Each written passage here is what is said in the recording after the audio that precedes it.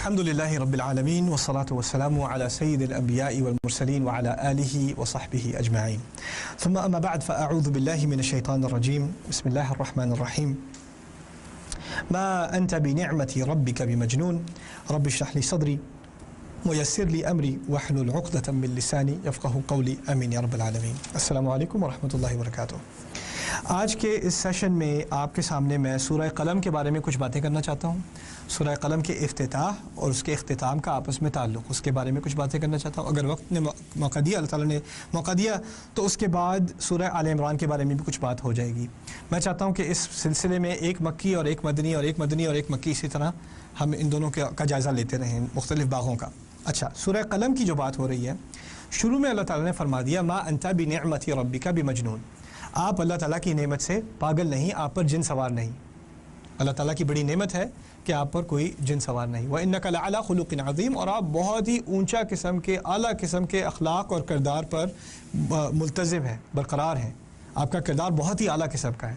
اچھا، پہلے سمجھنے کی ضرورت یہ ہے، کیونکہ میں سائیکالوجی کا اسٹوڈنٹ ہوں، میری پہلی ڈگری سائیکالوجی میں تھی، اس کے بعد انفارمیشن سسٹم ساتھ اور سائیکالوجی میں ایک ہمارا کورس ہوتا ہے ایب نارمل سائیکالوجی۔ ایب نارمل سائیکالوجی میں جو اس کی ڈیفینیشن ہے، what is abnormal behavior، کسی کو آپ کیسے کہیں کہ اس کا کوئی نفسیاتی مسئلہ ہے، اس میں کوئی abnormality ہے، کچھ معاملہ جو ہے وہ گڑبڑ ہے۔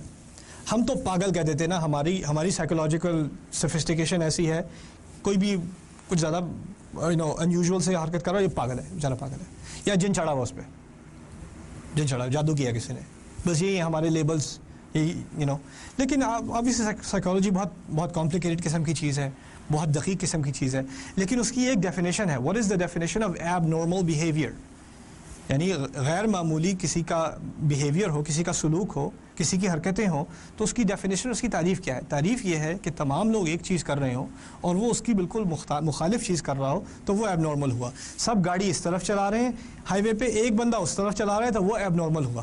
سب نے کپڑے پہنے، ایک آدمی نے کپڑے نہیں پہنے ہوئے، وہ ایب نارمل ہوا۔ سب انگریزی میں بات کر رہے ہیں، ایک عبرانی میں بات کرنی شروع کر دے، تو وہ ایب نارمل ہوا۔ سمجھ رہے ہیں نا بات؟ اس کا کچھ مسئلہ ہے، باقی سب کا کچھ مسئلہ نہیں ہے۔ مزے کی بات یہ ہے، جو خود جس کا مسئلہ ہوتا ہے وہ سب کو کیا سمجھتا ہے؟ یہ سب پاگل ہیں، یہ سب پاگل ہیں۔ نیو یارک میں تو ہمیں کافی واسطہ پڑتا ہے، لوگوں کے جو سائیکولوجیکل ڈس آرڈر ہوتے ہیں۔ سب وے میں آپ سفر کریں، سڑکوں پہ جائیں، سٹی میں جائیں، ہوملیس لوگ ہوتے ہیں جن کا بہت ٹراما سے گزرے ہوتے ہیں، وہ ہر ایک کو گالی گلوچ سنا رہے ہوتے ہیں۔ That guy's trying to kill me, that guy's trying to kill me, that guy's trying to kill me, you're all trying to kill me. Hey man, I was like, what? You trying to kill me too? I was like, that's abnormal behavior.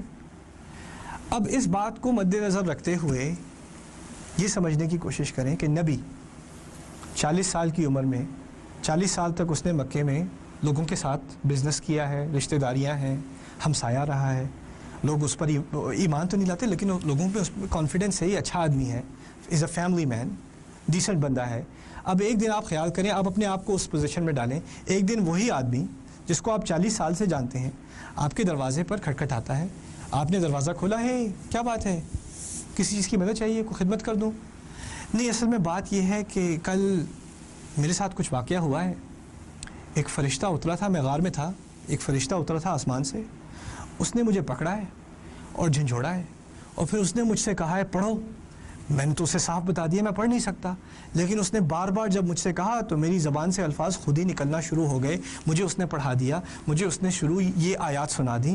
اصل میں ہوا یہ ہے کہ کل تک تو میں عام آدمی تھا، لیکن آج کے بعد سے میں اللہ کا نبی ہوں، اور یہ میری اپنے اختیار سے نبی نہیں بنا، مجھے بنایا گیا ہے، میری ذمہ داری ہے۔ تو میں جو آ کے تمہارے دروازے پر کھٹکھٹا رہا ہوں، اس لیے نہیں کہ میرا دل چاہ رہا تھا کھٹکھٹانے کا، اب تو میری ذمہ داری ہے کہ میں تمام ہمسایوں کو، بلکہ تمام مکے والوں کو اس بات کا پیغام پہنچا دوں کہ مجھ پر وحی آئی ہے، اور یہ پیغام تم لوگوں کے لیے خاص ہے، اور تمہارے بعد تمام انسانیت کے لیے۔ اب یہ بات آپ کا ہمسایہ جسے آپ 40 سال تک جانتے ہیں، 40 سال سے جانتے ہیں، اس کی فیملی کو جانتے ہیں، سب کو جانتے ہیں، یہ بات آپ سے آ کے وہ کر رہا ہے، آپ کا ری ایکشن کیا ہوگا؟ آپ کا اچھا واقعی، آؤ بیٹھو اور سنائیے، اور جب کوئی نبی ہونے کا دعویٰ کرتا ہے، اس سے ایک مزید بات آگے سمجھ لیں، نبی اگر ہونے کا کوئی دعویٰ کرتا ہے تو اس کا مطالبہ کیا ہے؟ اس کا مطالبہ صرف یہ نہیں کہ یہ بات مان لو کہ فرشتہ آیا تھا اور یہ آیات آئی تھیں. اصل میں اس کے مطالبے میں بڑی گہری بات ہے. مطالبہ اس کا یہ ہے کہ اب کے بعد سے جو بات میرے منہ سے نکلے وہ میری بات نہیں ہے، وہ کس کی بات ہے؟ وہ اللہ کی بات ہے. اور اس کا انکار کرنا یا اس سے مخالفت کرنا، اس کے بارے میں کوئی اور رائے ظاہر کرنا، وہ تم میری مخالفت نہیں کر رہے، وہ کس کی مخالفت کر رہے ہو؟ اللہ کی کر رہے ہو. اور اگر میں تم سے کسی چیز کا مطالبہ کروں، تم سے کچھ کرنے کی درخواست کروں، تو وہ درخواست میری طرف سے نہیں ہے، اللہ کی طرف سے ہے. یعنی میری اب تنقید ممکن نہیں، میرے آگے میرے آگے آواز اٹھانا ممکن نہیں رہا، میری اطاعت بالکل کلی ہوگی، ہر معاملے میں ہوگی، اور اس کے سامنے تم آواز تک نہیں اٹھا سکتے. یہی بات ہے نا. نبی مان لیا تو سمعنا و اطعنا والی بات ہوئی نا. تو ایک تو یہ مانوں کہ فرشتہ آیا تھا اور پڑھایا تھا، اور دوسرا یہ مانوں کہ ہر چیز ماننی پڑے گی. اب کسی چیز میں کوئی سوال کی گنجائش نہیں. یہ ماننا آسان ہے؟ یا یہ سوچنا، یہ پہلی سوچ دماغ میں نہ آئے گی کہ یہ انسان تو بیچارہ پاگل ہو گیا ہے، اچھا بھلا آدمی تھا، دیکھو آج کیا بات کر دی آ کے اس نے. ہم تو بڑی امیدیں تھیں کہ لیڈر بنے گا ہمارا، اتنا عقل مند انسان. بڑے افسوس کی بات ہے، بیچارے کو پتہ نہیں کیسے روگ لگ گیا.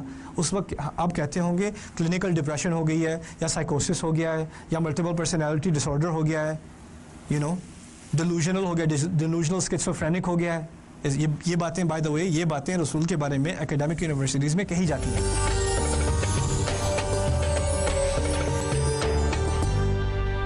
ہارورڈ میں، پرنسٹن میں پیپرز لکھے جاتے ہیں دا اسکیزوفرینیا آف رسول اللہ صلی اللہ علیہ وسلم، معاذ اللہ.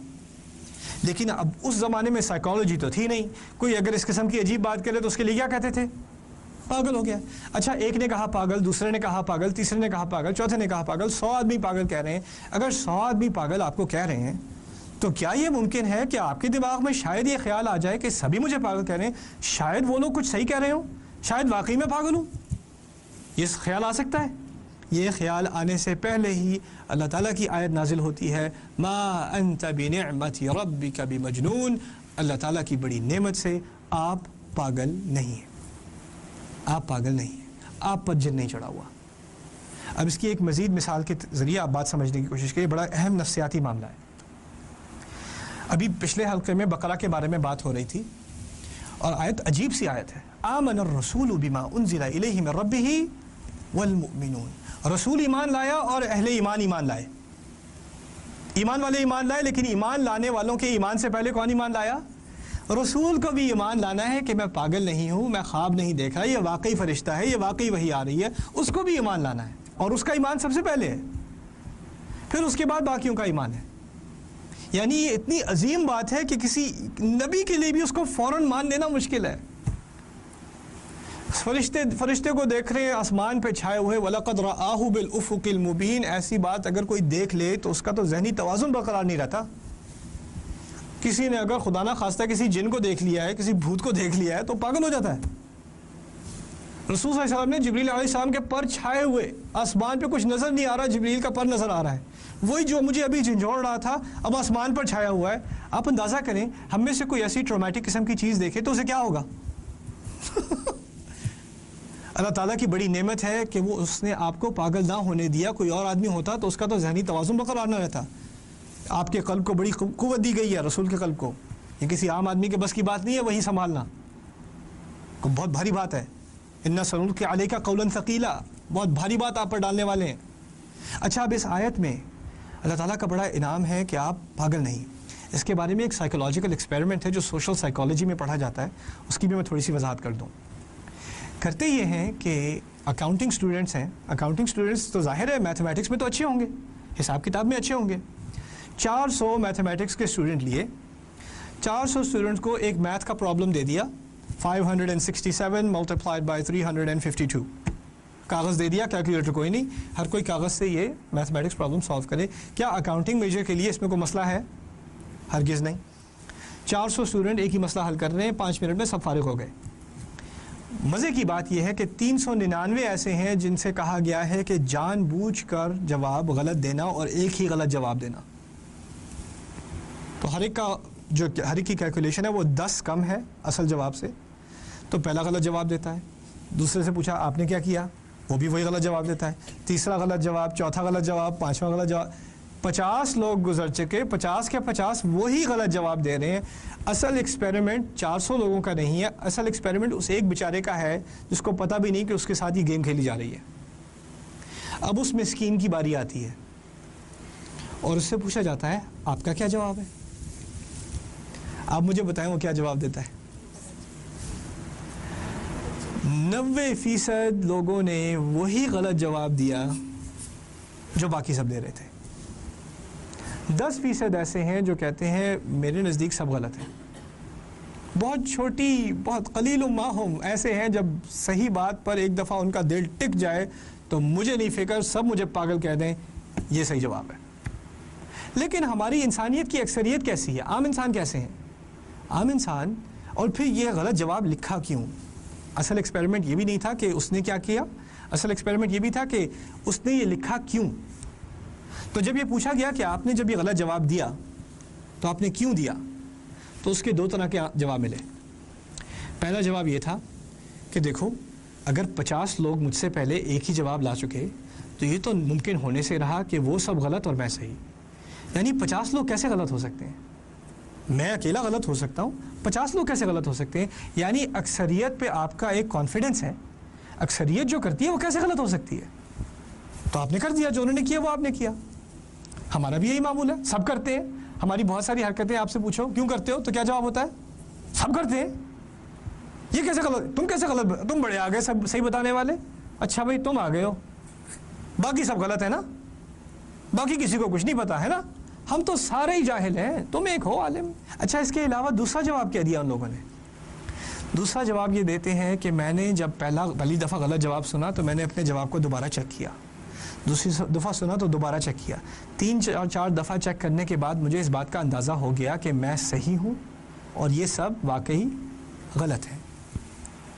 اور یہ بات معلوم ہونے کے باوجود مجھے احساس ہوا کہ اگر میں کھڑا ہو کے صحیح جواب دوں تو تمام لوگوں کی نظریں میری طرف آئیں گی، مجھے دیکھیں گے، مجھے عجیب سا لگے گا کہ مجھ پہ ہنس رہے ہیں، مجھے دیکھ رہے ہیں، میں ابھی تو بالکل انویزیبل سا ہوں، مجھے کسی کے نوٹس میں نہیں ہوں، لیکن تمام کی توجہ میری طرف ہو جائے گی، مجھے اپنی طرف کوئی اس طرح کی توجہ دلانے کی ضرورت نہیں، بڑی شرمندگی کی بات ہے، بےزتی کی بات ہوگی، اس لیے میں نے غلط جواب ہی دے دیا تاکہ بےزتی نہ ہو۔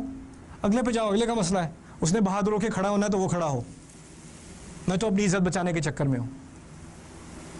اب یہ 2 باتیں میں اس لیے کر رہا ہوں کہ جب نبی اس بات کا دعویٰ کر رہا ہے کہ مجھ پر رسالت آئی ہے اور اس کے ارد گرد اس سے محبت کرنے والے لوگ بھی اس سے یہ کہہ رہے ہیں کہ دیکھو ہو سکتا ہے تم پر جن چڑھ گیا ہو، بیٹا ہو سکتا ہے کہ ہم تمہاری نفرت پہ نہیں کہہ رہے، تمہاری محبت میں کہہ رہے ہیں، دیکھو ہمارے کچھ لوگ ہیں وہ جن اتروا دیتے ہیں، ان کے پاس چلے جاؤ۔ اب رسول پہ یہ پریشر، اور اندازہ کریں جن لوگوں نے پہلے رسول پر ایمان لایا ان پر وہی پریشر جو اس ایکسپیریمنٹ میں تھا۔ یہ کیسے صحیح ہو سکتا ہے؟ یہ سب غلط ہیں کیا؟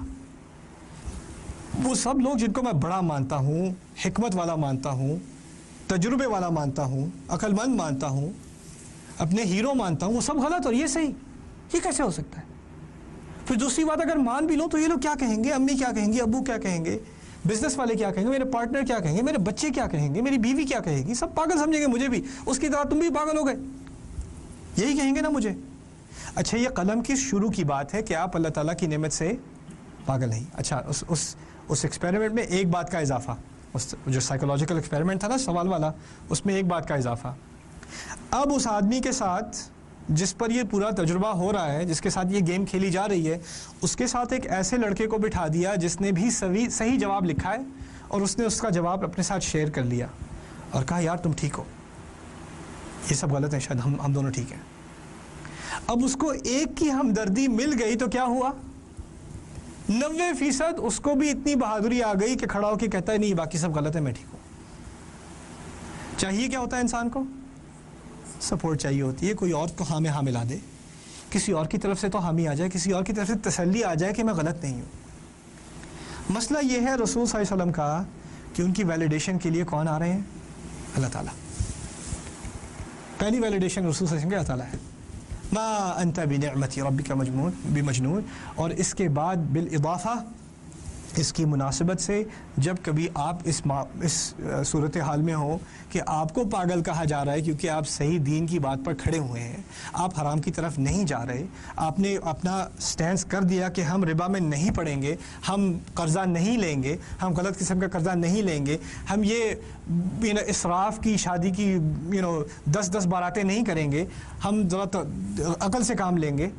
اگر آپ نے یہ موقف کر لیا اور باقی اب سب آپ کو پاگل کہہ رہے ہیں، کوئی آپ کے ساتھ نہیں، تو قرآن آپ کے ساتھ ہوگا. قرآن آپ کے ساتھ ہوگا. جو قرآن نبی کے ساتھ تھا جب کوئی ساتھ دینے والا نہیں، وہی قرآن اب آپ کے ساتھ بھی ہوگا جب کوئی ساتھ دینے والا نہیں. اس کو ساتھی مان لو. سورہ قلم کے آخر میں آیت نازل ہوتی ہے وَيَقُولُونَ إِنَّهُ لَمَجْنُونَ، اور یہ کہتے ہیں بے شک یہ پاگل ہے. یہ کہتے ہیں بے شک یہ پاگل ہے. شروع میں کیا آیت تھی؟ اللہ تعالیٰ کا بڑا فضل ہے، بڑی نعمت ہے کہ آپ پاگل نہیں ہیں. آخر میں پاگل پن کا دوبارہ ذکر. لیکن فرق سمجھیں، فرق کیا ہے؟ شروع میں اللہ تعالیٰ نے تسلی دے دی جو کچھ کوئی بھی کہے تمہیں میں پہلے سے بتا دوں تم پاگل نہیں ہو. اب آخر میں جا کے ان کی آواز کوٹ کر دی، ان کی بات کوٹ کر دی. یہ کہتے ہیں کوئی شک ہی نہیں یہ پاگل ہے، لیکن اس آیت کے نازل ہونے تک جب یہ تکلیف دہ الفاظ رسول کو سننے کو ملے، تکلیف آنے سے پہلے ہی دوا لے لی تھی، یہ بات سن لی تھی کہ آپ تو پاگل ہیں ہی نہیں، آپ فکر نہ کریں. جب آپ جائیں گے تو یہ آپ سے یہ لوگ یہ کہیں گے، اس بات کے سننے سے پہلے ہی میں آپ کو بتا دوں آپ پاگل نہیں ہیں. یعنی جیسے ہوتا ہے نا، کوئی لوگ دوائی لگاتے ہیں مچھر کے کاٹنے کے بعد، اور کوئی لگاتے ہیں بگ اسپرے باہر جانے سے پہلے. کیا مثال ہے؟ یہ باہر جانے سے پہلے ہی مرہم کر دی، تکلیف نہ ہو. اب جاؤ، اب وہ کہیں گے پاگل. اب تو کوئی فرق ہی نہیں پڑتا، مجھے تو پہلے ہی بتا دیا تھا میں پاگل نہیں ہوں. کچھ لوگوں کے ہاں ایک عجیب سا مسئلہ ہے کہ قرآن تو مان لیں گے، رسول نہیں مانیں گے. یعنی رسول کا صرف ایک ہی مقصد تھا کہ قرآن جیسے فیڈیکس یا کوئی یو پی ایس یا کوئی ڈیلیوری سروس ہوتی ہے، وہ آ کے آپ کو کتاب دے دے اور آپ جانیں اور کتاب جانیں. رسول کا بس کام تھا کہ وہ ڈیلیور کر کے چھوڑ دے. رسول کی بات اصل میں وہی نہیں ان کے نزدیک. رسول کی بات جو وہ ان کا اپنا موقف ہے، جو کریں وہ کریں، ہم جو کریں وہ کریں. اصل چیز ماننے کی کیا ہے؟ قرآن، سنت چھوڑو، سنت کو چھوڑو. ہمارے نزدیک قرآن کی اپنی دلیل یہ ہے کہ وہی 2 حصوں میں تقسیم ہے، ایک پیغام اور دوسرا پیغمبر. ایک پیغام اور دوسرا پیغمبر. اور یہ بات بہت معقول سی بات ہے. اگر آپ سے کوئی اچھی بات بھی کر رہا ہو لیکن آپ کو پتا ہو چور ہے، جھوٹا ہے، مکار ہے، ظالم ہے، وہ اچھی بات بھی کر رہا ہو، آپ سنیں گے کہ نہیں سنیں گے؟ یار تم کیا بات کر رہے ہو، مجھے پتا ہے تم گھر میں کیا کرتے ہو، مجھے پتا ہے تم نے بزنس میں کیا کیا میرے ساتھ، اب مجھے تم حدیثیں سنا رہے ہو. جس انسان کا کردار خراب ہو اس انسان سے پیغام لینا ناممکن ہو جاتا ہے. رسول صلی اللہ علیہ وسلم کے بارے میں جو لوگ کہتے ہیں کہ پیغام ضروری ہے، یعنی قرآن ضروری ہے، پیغمبر چھوڑو، وہ تو بس ڈیلیوری کرنے آئے تھے، اور کیا ہے. وہ تو ایسے کہہ رہے ہیں جیسے ہم زندگی میں صرف ہم پیغام کو اہمیت دیتے ہیں اور پیغمبر کو کسی بھی کانٹیکسٹ میں پیغمبر کو اہمیت نہیں دیتے. اب اس آیت کو سمجھیں. شروع میں اللہ تعالیٰ نے قرآن میں ہی کہہ دیا کہ رسول صلی اللہ علیہ وسلم کا کردار بہت اعلیٰ قسم کا ہے. وَإِنَّكَ لَعَلَىٰ خُلُقٍ عظیم. رسول کا کردار، تمام کا تمام کردار کیا قرآن میں ہے؟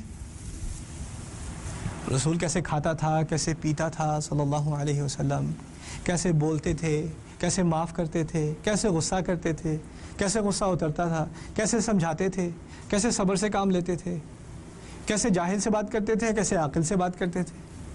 یہ کیا قرآن میں ہے؟ قرآن میں تو ہے بات کیا کی جا رہی ہے، جو بات کیسے کی جا رہی ہے، سلوک کیسے کیا جا رہا ہے، وہ کہاں ہے؟